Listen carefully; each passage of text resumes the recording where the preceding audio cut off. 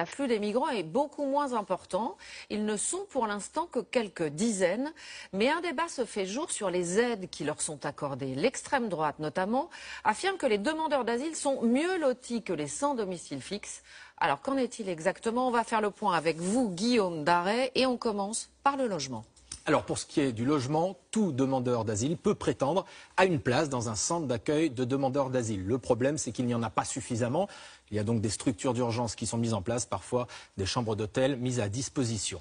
Est-ce qu'un demandeur d'asile, il a droit à des aides financières? La réponse est oui. Deux cas bien précis. S'il est dans un centre d'accueil, justement, ce sera l'allocation mensuelle de subsistance qui va de 91 € par mois pour une personne seule à près de 718 € pour une famille de 6 personnes. S'il n'est pas dans un centre d'accueil, alors ce sera l'allocation temporaire d'attente, 340 € par mois et par personne. Qu'en est-il de l'accès aux soins ou à la scolarité, Guillaume? Alors, pour ce qui est des soins, ils ont droit à la CMU, la couverture maladie universelle, qui permet de rembourser les soins médicaux.